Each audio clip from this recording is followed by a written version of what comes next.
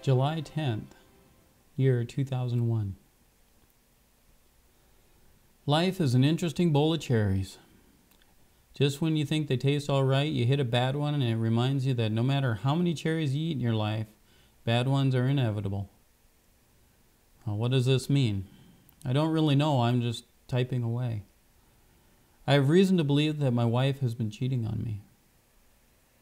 Not that that in itself is bad for me, but it does hit some nerves. She has been lying to me quite regularly now about where she is, who she's with, you know, the usual. Well, get this. About a month ago, she contracted some bacteria thing in her mouth. First, she admitted that she was embarrassed by it and hadn't told anyone about it. Well, it turned out to be a bacteria infection or some yeast infection or something. It had the symptoms of thrush, white blotchy patches on her tongue. Well, I had my suspicions about how she contracted this thing because she is a very clean germ freak.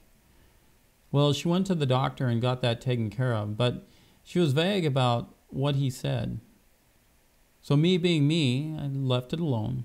Well, a week ago, she started having abdominal pain, like cramping, and then she said that she is worried because she has some vaginal bleeding. Well, I asked her to describe it, and to me it sounded like, well, maybe a miscarriage. I have not had sex with her for over 3 months, so I know it wasn't from me. Then she decided to go see a doctor again, but this time she lied and said she was going one place, a local woman's clinic. Well, they sent her to a larger hospital with a special STD office. She told me it was because the smaller doctor's office didn't do pelvic exams. I found out later that they do. She lied. She said they, her sister and her, had to go to the larger hospital because they let you pay on a sliding scale. Well, maybe they do, but the reason she went there was because she had contracted a STD, and not from me. She has conveniently forgot the doctor paperwork and crossed off the letters STD from a phone number I found. I called the number, and sure enough, it was a STD office. I feel I am in denial about this because I am not really upset, but knowing that in my gut feeling has served me, I am at peace.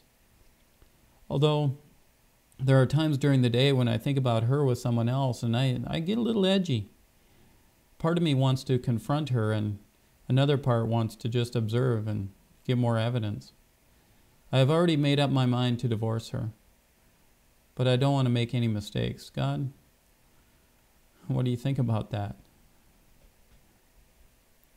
I am only observing, like you. You are me. And you are me. Huh, I knew that. Me too. I need proof to stop her from hurting our kids and me. Help me find what I need to stay true to myself and not to damage the kids too much. I know divorce is tough on kids, but lies and deceit are worse, especially if they are taught they can get away with it. Get away with what? A person can never get away from themselves or others because we are all one. Good point. I'll end on that tonight. Thank you, God, for listening. You're welcome. Good night. July 24th, year 2001.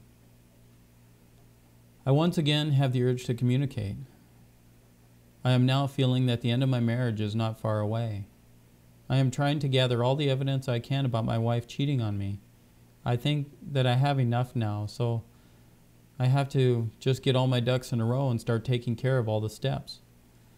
I felt a little angry today when I vividly imagined her with someone else, but thankfully, with the level of knowledge of God and the love of God, that I have been able to stay focused on myself and my needs and the needs of my kids. God, thank you for your strength. You're welcome. You see now what I mean when you are focused on what is real in the universe? You can overcome anything with love. In your case, it is the love of self. Through all this, you have been faithful to yourself. That is where you get your strength. From yourself and the love of yourself. Now you must take what you have learned from your relationship with April and apply it to who you are and your relationship with yourself. You have said in the past that your purpose of the relationship with April was to find out who you were not, and in doing so,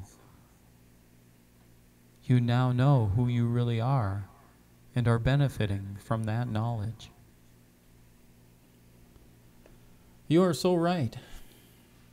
Everything that I have learned since trusting myself has helped me cope with life, no matter what has happened. I'm getting a strong urge to write some more music. Well, let's try. Okay. If I had a dime for every time you told me that you cared for me, I'd have $100 come to me from you. If I had a dime for every time when I knew that you lied to me, I'd have $1,000,000 and I'd buy goodbye to you. I'm gonna buy your goodbye. Invested in myself, I'm gonna buy your goodbye. Taking you off the shelf, I'm gonna buy your goodbye. All sales are the same, I'm gonna buy your goodbye. And honey, keep the change.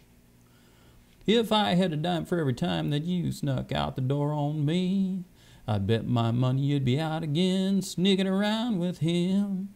If I had a dime for every time that you came home again too late, I'd have my $1,000,000, babe, and I'd buy my only escape. I'm gonna buy your goodbye. Invested in myself, I'm gonna buy your goodbye. Taking you off the shelf, I'm gonna buy your goodbye. All sales are the same, I'm gonna buy your goodbye. And honey, keep the change. If I had a dime for every time that you thought I'd stay around for you, I'd pay you the fortune that you made for me and tell you it won't last. If I had a dime for every time you came back crawling on your knees, I'd give you back every dirty dollar and tell you to kiss my ass. I'm gonna buy your goodbye. Invested in myself, I'm gonna buy your goodbye. Taking you off the shelf, I'm gonna buy your goodbye. All sales are the same, I'm gonna buy your goodbye. And honey, keep the change. Thanks, God. I needed to get that off my chest. You are welcome. Do it more often. You are talented and will be rewarded. Finish your song and good night. Good night.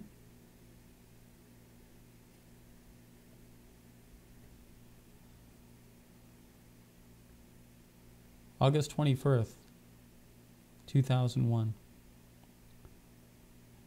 I have finally gotten back to my communication with you. I know that we communicate all the time, but this to me is the best way for me to channel my thoughts and concentrate. I've been doing a lot with the songs that I've written, as far as getting the melodies and rhythms down in my head.